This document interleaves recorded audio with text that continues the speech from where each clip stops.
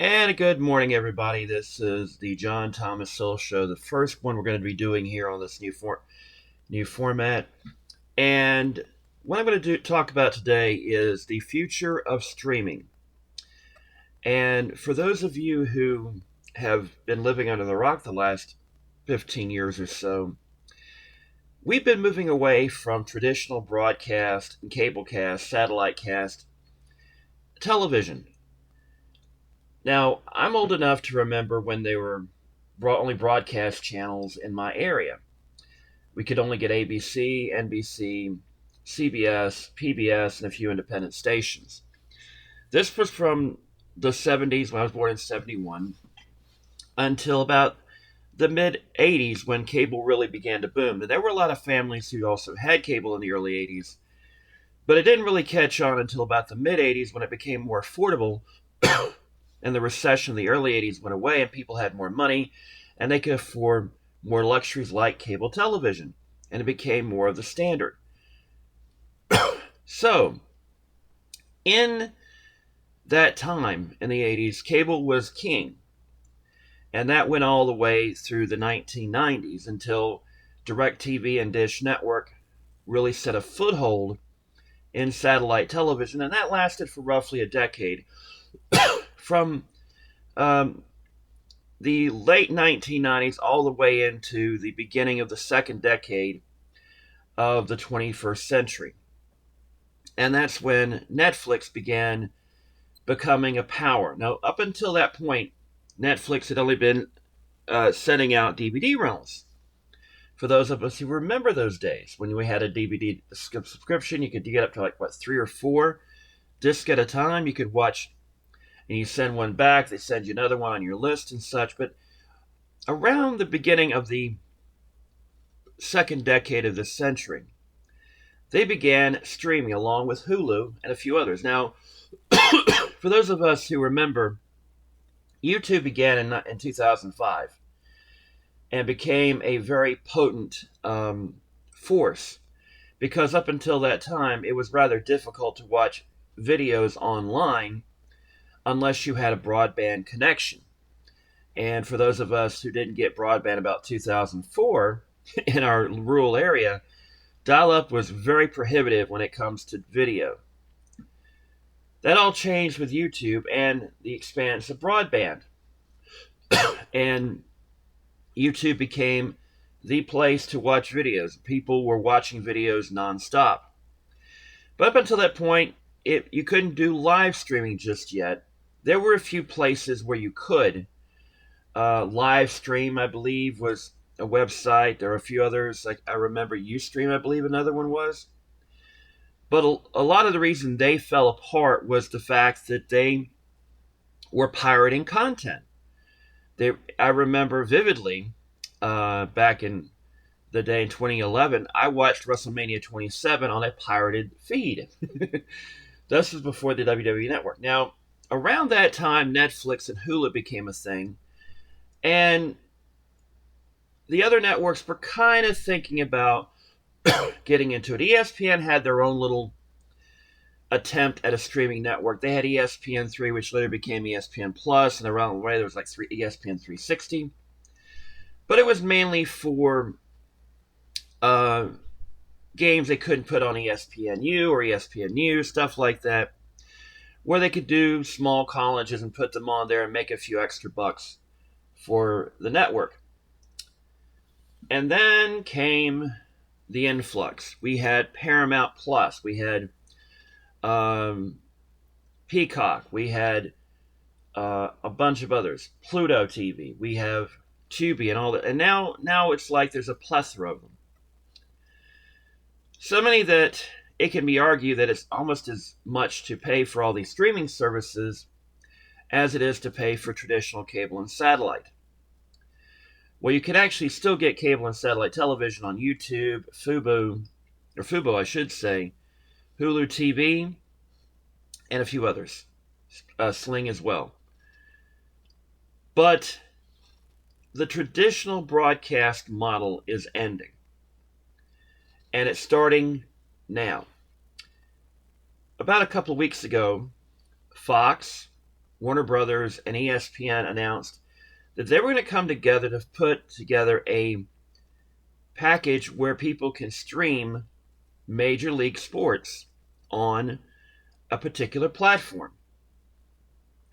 Now, will this become a platform that will be shared across the Disney bundle, which is ESPN, Hulu, and Disney Plus, and Warner Brothers HBO Max, or just simply Max nowadays, and Fox's Tubi TV? Or will this be its own thing?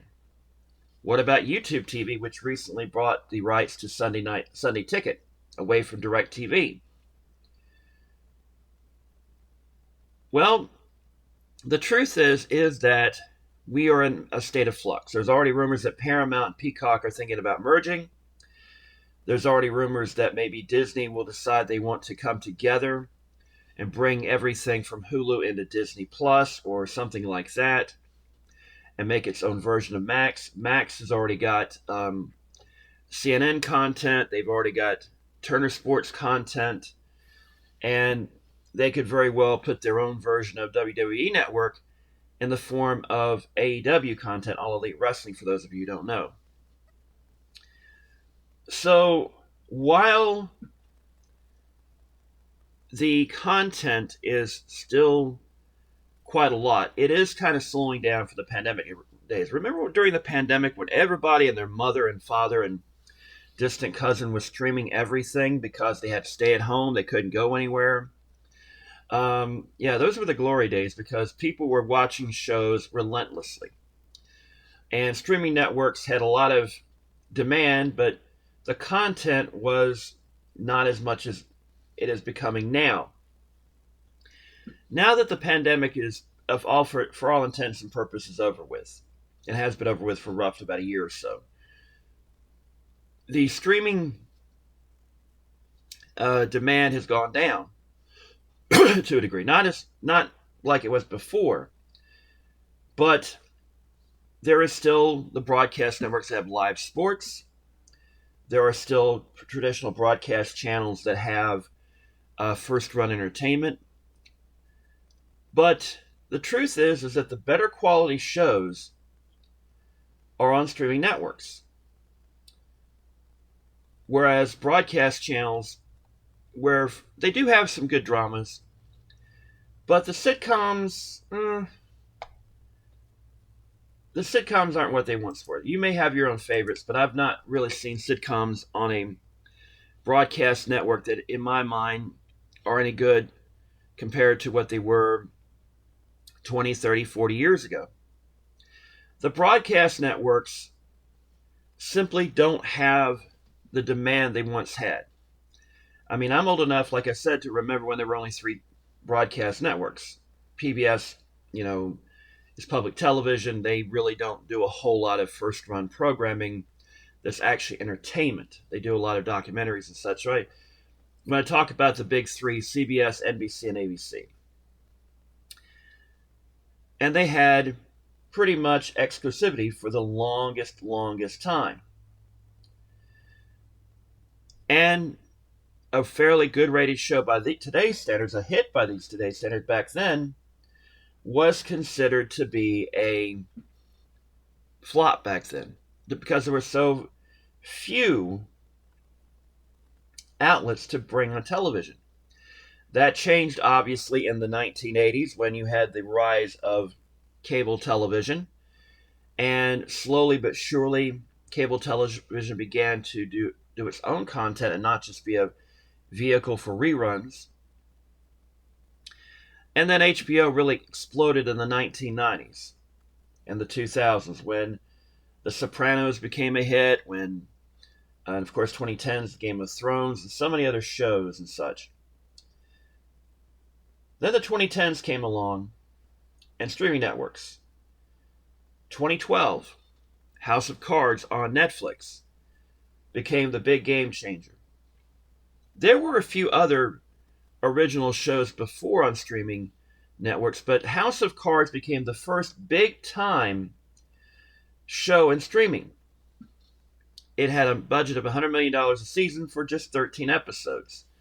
High quality motion picture quality production values meant that you got a um, very high quality show, great writing and all that. And it was very, very popular for quite some time until, of course, the Kevin Spacey scandals came along and effectively ended the show's run.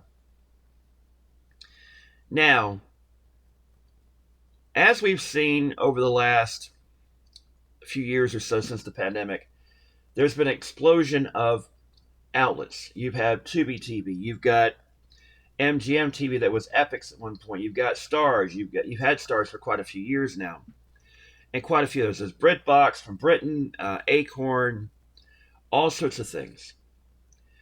But as time goes on, as we saw in the 1980s, early on with the cable revolution, networks came and went. Some stayed around, like MTV, which is still around today, ESPN, CNN, and such. But there were others that didn't, like at the time, Satellite Television Network, or Satellite Television News, or Satellite News Channel, I should say. I couldn't remember it for a second there. And it was around for about a year or so, trying to challenge CNN. Well, it tried and failed, and eventually Ted Turner bought it out and merged it with CNN. Well, we're seeing that now with news channels that are just streaming only. Most of them are right-wing.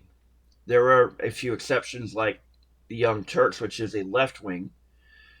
But realistically, there's not much in the scope of traditional, nonpartisan journalism. Newsmax, One American News, and a bunch of others are out there basically propagating right-wing viewpoints, while the more traditional networks tend to be favored by those on the left and the center. But you see, here's the thing. We are getting away, like I said earlier, from the broadcast model.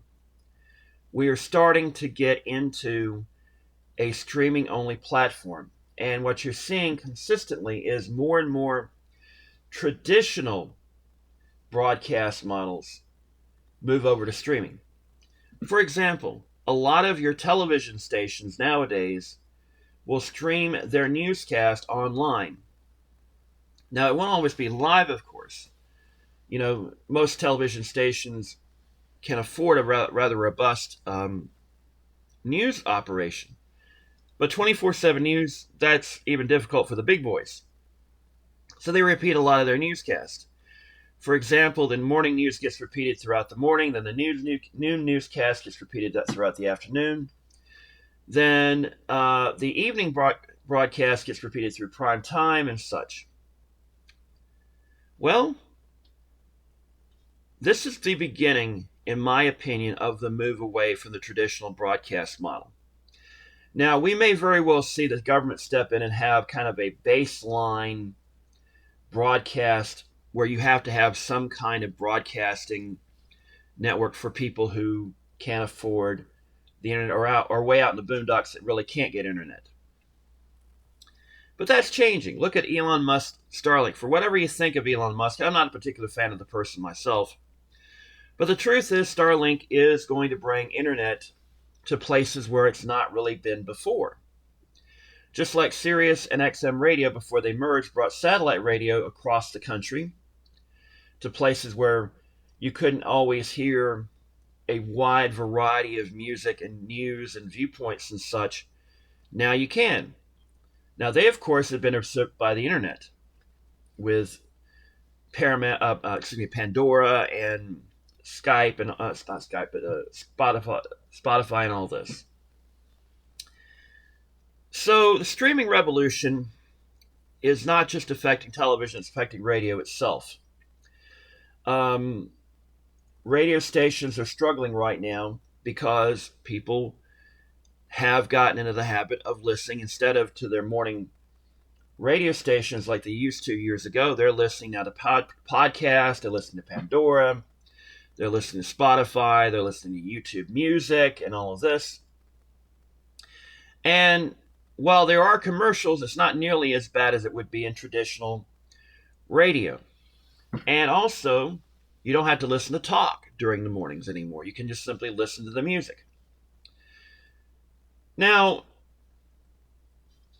this is also bringing about a potential backlash. Down the road, I'm going to talk about AI when I think there's going to be a backlash against AI. I think there's going to be a backlash against this format where you're not having talk in between songs. You're not having, the DJ communicating about what the next song's going to be and all of that. But it's not going to go back to the way it was. The days of the disc jockey are long gone. Most disc jockeys nowadays are also program directors, salespeople, and all of that as well. They're not just the Dr. Johnny Fevers of days of yore. And I don't think we're going to see another Howard Stern anytime soon. Unless they're a podcaster. Podcasting is effectively taking away talk radio. And interestingly enough, sports talk radio has been affected by this. For quite a few years, from the late 90s into the 2000s and 2010, sport talk radio was the most popular format along with news talk radio and conservative talk radio when it comes to radio station formats. That is changing because of the boom of podcasting. Radio stations are starting to take a hit, and especially the talk radio formats. Sports talk has taken a big hit. ESPN has decided to fold up operations for its New York station and the broadcasting. They're still online, but they are no longer broadcasting, or they won't be broadcasting very soon, over the air. This is going to be WFAN in New York. And even those guys at WFAN, arguably the first 24/7 sports talk station in the country, they are not doing that well. They're a member of Audacity. Audacity recently filed for bankruptcy. So, yeah, all the streaming is taking its toll. All the podcasting is taking its toll. Streaming media is the wave of the future.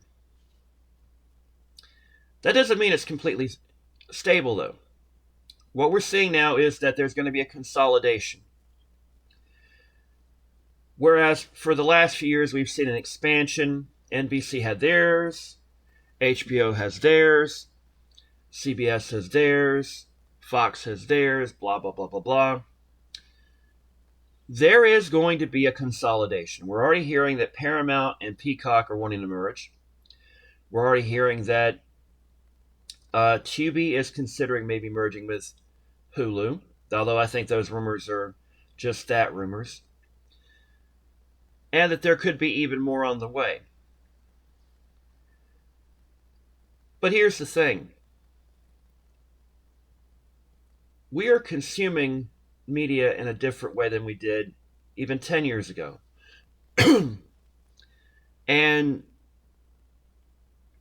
how are we going to do in, say, another 10 years or so? What are we going to do when there's even more different technology, when we get away from television sets themselves? With Apple recently had their own version of a VR display. It's $4,000, but there are going to be knockoffs coming very soon. I'm sure Samsung and such are going to have their own versions of it. In my honest opinion, I believe that is indeed the wave of the future. Is that we're going to get away from watching television on a traditional screen, whether that be a smartphone or a tablet or a TV. We're going to be putting on helmets and getting immersed into these television shows. And I think that's going to come a lot sooner than later. As a matter of fact, I think we could very well see the headway begin of it in as early as late 2020s, 2030. You're going to see a breakthrough very soon. And I'm sure that even though the Apple version is like $4,000, We're already seeing cheaper headsets come along, VR and such, and AR devices. And I think it's going to come down to very, very soon you're going to have the supply meet the demand. There's going to be a Android version of the virtual reality headset, which you see Apple have, and they're going to have that out probably within the next 2 or 3 years, if not sooner. But I mentioned earlier about a backlash. And I think what you may very well see is that there is going to be, even among young people, a backlash against all this fancy new technology. For example, vinyl records are back in vogue all of a sudden. Now, I'm not expecting cassettes to come back anytime soon. I remember how difficult those things were to operate, especially if the tape got wound up. But I could see compact disc making it return because there's going to be an urge to get back to physical media, especially when the problem with streaming media comes up that just because you buy something doesn't mean you actually own it for good.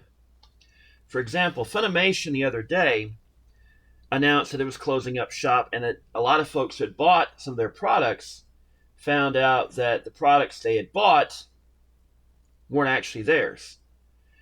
And as time goes on, we're going to find out that, yeah, indeed, if you bought movies from Vudu or Fandango or Google or whatnot, you may not actually own them permanently, especially if Google doesn't have the rights to them anymore, and they may have to take them off. So there's going to be, in my opinion, in the next few years, a more heightened demand for physical media. Recently, Best Buy took out all of their physical media. I think that was a big mistake. I think what you're going to see is that there is going to be a renewed demand for physical media because streaming media the rights will change from one network to another. And I think that that's going to frustrate some people to the point where they're like, look, I want physical media again. The problem is that a lot of physical media is going away. WWE recently announced they're no longer going to be producing DVDs or Blu-rays of their pay-per-views or documentaries or whatnot. And fewer and fewer DVDs are going to be brought out. I mean, when's the last time you actually went to a video rental store? There's like one in my local area. I mean, there are a few places. I think there's like a couple of gas stations that may still have a little video rental section, whatever. But, you know, the days of the video rental store ended quite a few years ago. Yeah, you still got Redbox, but even Redbox is its own streaming media outlet. The key here, though, is that media is changing. It changed when it first came out in radio 100 years ago. It went from AM to FM in the 1950s. It went from radio and television in the 1950s. Television went from broadcasting to cable in the 1980s and satellite in the late 90s, early 2000s. And then, of course, we had the TiVo revolution. Video recording. Basically, why watch it live when you can simply record it? VCRs, of course, were a huge, huge hit back in the late 70s, early 80s, and well into the 90s. And that's when the video store revolution became a huge, huge deal. But with the advent of TiVo and VDRs, being able to basically press a button, you can record something off of your DirecTV or Dish Network or cable system. And now YouTube TV, you can record all you want to. It's amazing to me just how fast this has grown. I turned 53 this year. I've seen a lot. I remember a time when VCRs were all the rage and videotapes were a huge, huge hit. People had walls of videotapes where they would watch. And my own mom would tape movies off of TV and had an extensive collection, which, nowadays, why would you do that when you can just, you know, press a button and, record a TV show. And now with everything on demand, well, let's face it. When's the last time you actually watched a broadcast network TV show? Aside from sports. This is being noticed in places that own these broadcast network channels. And it's all changing. So what's going to happen? Well, I think the broadcast station, your local CBS, Fox, ABC, NBC affiliate, they're not entirely going to go away. But it's going to be a much more economic outfit. As you probably know, for those of us who are of a different age, there used to be a lot more locally produced content. Back in the day, there were kids shows, there were home-style shows, lifestyle shows like homemaker shows and all that back in the day. Every market had their own version of it. They had their own local talk shows. Now, it's just news. Because news is always going to be there. News makes money. Talk shows don't necessarily always make money.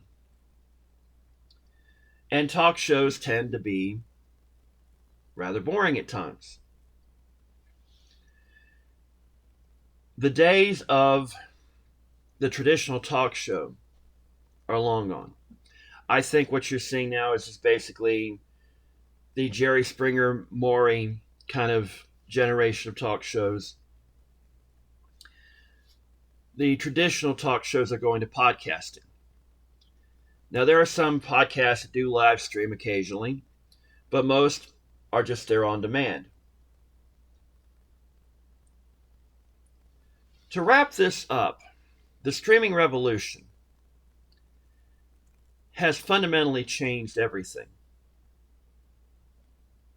We used to consume it in a way that the market dictated.